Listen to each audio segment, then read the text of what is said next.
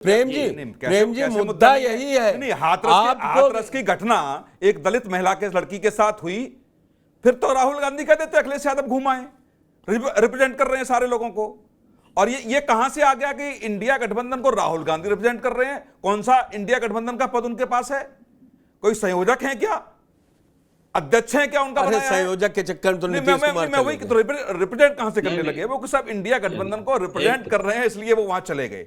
अरे वो भी एक पार्टी है, जहां 30 से ज्यादा पार्टी हो, ठीक है, वो भी एक पार्टी हो सकते हैं, लेकिन दो घटनाएं उत्तर प्रदेश में हम बताएं, एक 5 किसानों की हत्या और एक दलित महिला के साथ जो हुआ हाथरस में, उसको लेकर के विपक्ष इतना आक्रामक था। यहाँ तो 100 से ज्यादा दलित मर गए। अरे सुनील जी, दरअसल राहुल गांधी को कोई सियासी जमीन खो नहीं रही है, उनकी तो सियासी जमीन तैयार होगी। प्रेम जी आ रहा हूं, यहाँ सरकार की भूमिका नहीं है, यहाँ एक दलित बाबा की भूमिका आ रही है, इसलिए विपक्ष चुप है। मैं ही रिक्वेस्ट कर रहा हूँ कि मुझे मेरी बारी में बोलने दिया जाए। जी है ना, मैं ही रिक्वेस्ट कर रहा हूँ कि मेरी बारी में मुझे बोलने दिया जाए। जी सर, बोलिए। राहुल गांधी नेता प्रतिपक्ष इंडिया के हैं, इस बात को भूल रहे हैं और आप बोलिए कि इंडिया का कुछ नहीं है। ये कौन सी बात हुई? इंडिया प्रतिपक्ष इंडिया के इस पे लड़ाई छोड़ देते हैं, इस पे लड़ाई छोड़ देते हैं। लड़ाई भी बात नहीं, गलत बात नहीं होगी। गलत बात का नेता प्रतिपक्ष का मतलब ये हो गया कि इंडिया गठबंधन में तमाम ऐसे राजनीतिक दल हैं जो इंडिया गठबंधन में नहीं है, विपक्ष में बैठे हुए हैं। क्या प्रश्न हुआ?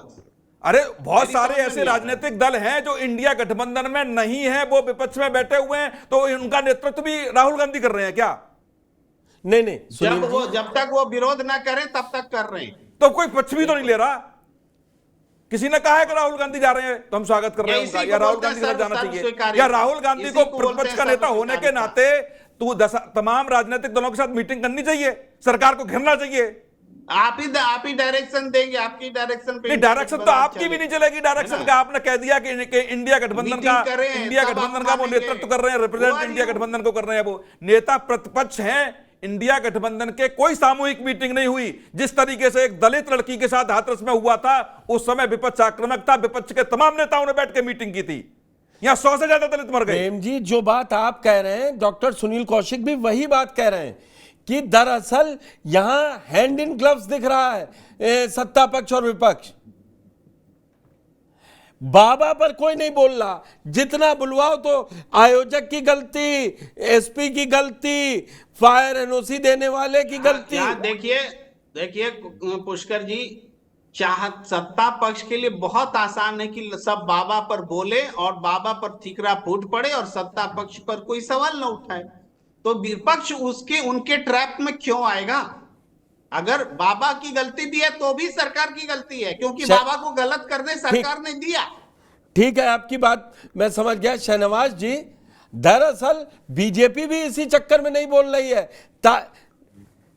बाबा जाटव, मरने वाले ज्यादातर दलित, अभी ज्यादातर नहीं 100% दलित, अभी जितने गए, अभी जो 29 कम हुई है ना, वो संविधान बचाओ में गए, अब दूसरा नंबर इसका लगा दे।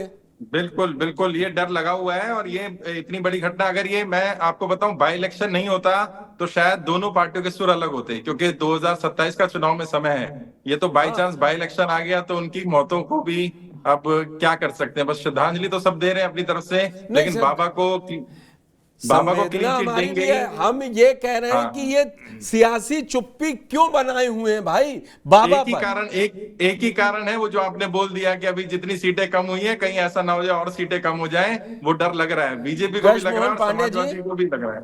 कृष्ण मोहन पांडे जी, क्या वाकई में जो अभी ताजा 4 जून को झटका लगा है, अब फिर इस पे बोल के पता लगा जो विधानसभा सत्र आने वाला है उसमें तो मतलब जवाब देते ना बने? उसका देखिए, भारतीय जनता पार्टी चुनाव हारने और जीतने से उसके जो संकल्प है उस पर कोई प्रभाव नहीं पड़ता है। हम अपने कार्य करते रहते हैं और आप लोग, मुझे लगता है कि आप सारे सभी लोग हैं, भारतीय जनता पार्टी को लंबे कालखंड से देख रहे हैं। हम चुनाव हारते हैं, जीतते हैं, अपने गति से चलते रहते हैं, जनसेवा के लिए लगे रहते हैं।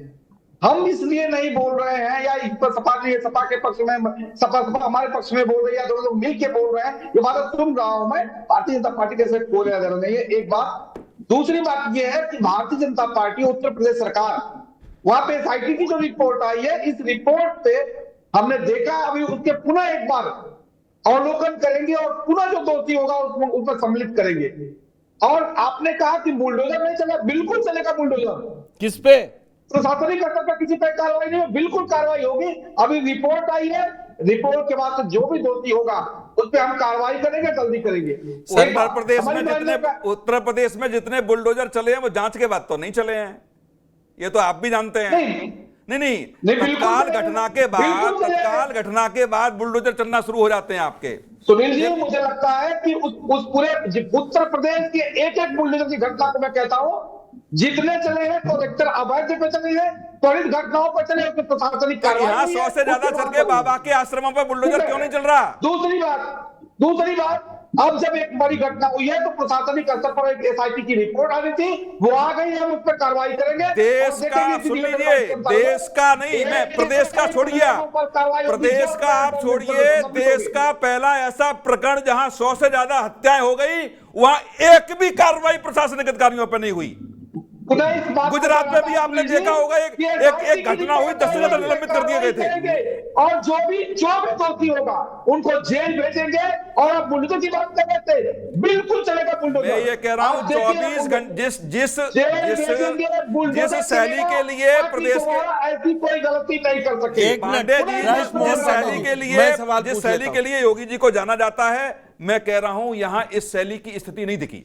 मैं ये पूछ रहा हूं, जब बाबा का नाम ही नहीं आया, प्रेम जी और शाहनवाज जी, जब प्रेम ये उसमें बाबा का नाम ही नहीं है, ना एफआईआर में नाम है, ना एसआईटी रिपोर्ट जो कहा जा रहा है, खुद कृष्ण मोहन पांडे जी भी मान रहे हैं कि आ गई है। अभी मेरे पास ये जानकारी आ रही है कि आगरा एडीजी का कहना है कि अभी नहीं आई है, ऐसा उनका कहना है। मैं ये नहीं कह रहा हूं कि अभी कोई ये रिपोर्ट नहीं है, तो फिर भी सुनिए मेरी बात, मैं छोड़ दिया एसआईटी रिपोर्ट, छोड़ दीजिए। एसआईटी रिपोर्ट में कुछ गलत थोड़ी ना है कि प्रशासनिक लोग अधिकारी।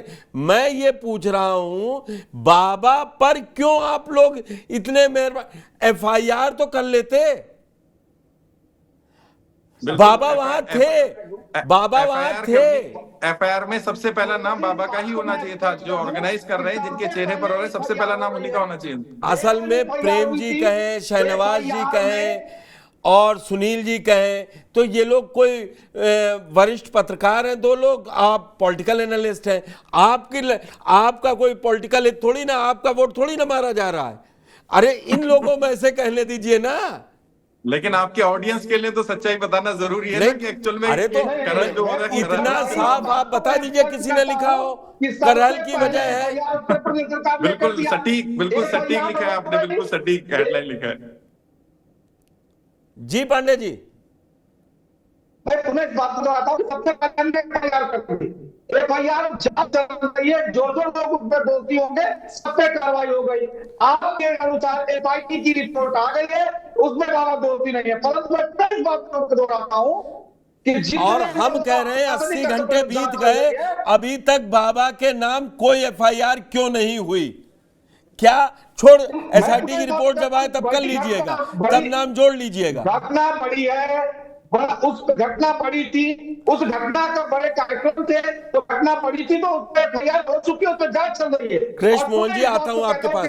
प्रेम जी, जब घटना बड़ी थी, घटना बड़ी है, तो फिर एक्शन तुरंत क्यों नहीं हो रहे हैं? एक्शन भी उतने ही बड़े दिखने चाहिए ना। कहां पॉलिटिकल चक्कर में पड़े हुए हैं ये लोग? देखिए पुष्कर जी, अगर इसको हम इस तरह से देखें कि चाहे मृतक के परिजन हो या कोई और भी, अब तक कोई भी खुल करके बाबा को दोषी ठहराता हुआ बाइट नहीं दे रहा है, बोल नहीं रहा।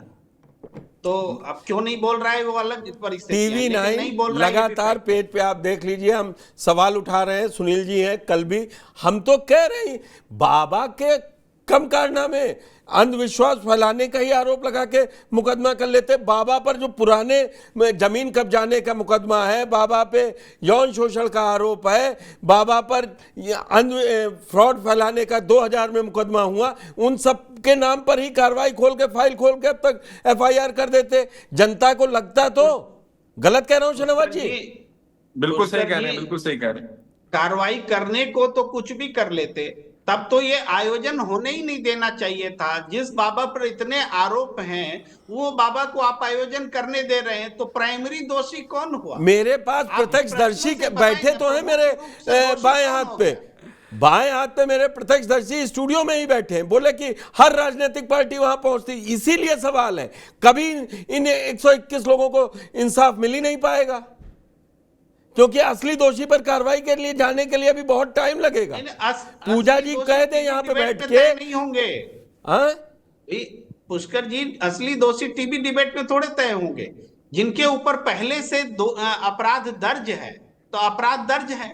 अब ये नई घटना घटी, इसमें वो अपराधी हैं या नहीं, इसका कुछ ग्राउंड तो देंगे। कोई बाइट होगी, कोई समर्थन होगा, कोई आरोप होगा, कोई जांच रिपोर्ट होगी। मैं आपको तो बता अभी दूं, तक नहीं है। प्रेम जी आपको क्या लग रहा है, सुनिए सुनिए प्रेम जी, आपको क्या लग रहा है कि बाबा ने मंच से जो ये बोला कि आप सभी लोग चरण रज लिए बिना ना जाएं, उसके बाद है, उसके बाद भगदड़ मची है उनकी गाड़ी के पीछे, वो आरोपी आपको नहीं लग रहे हैं? पुष्कर जी, हम आपको लगे, हमको लगे, लेकिन एसआईटी को नहीं लग रहा है। एसआईटी उसको बचा रही है। आपके वर्जन से ये हम निष्कर्ष निकाल रहे हैं, हेडलाइन मैं दे तो रहे हैं। कह ही रहा हूं, एसआईटी बचा रही है। पुष्कर चौहान जी को लग रहा है, प्रेम कुमार को लग रहा है कि बाबा ने जो चरण धूलि लेने की बात कही उसके बाद ही सारी चीजें हुई, लेकिन एसआईटी को नहीं लग रहा है। तो कौन बचा रहा है बाबा को?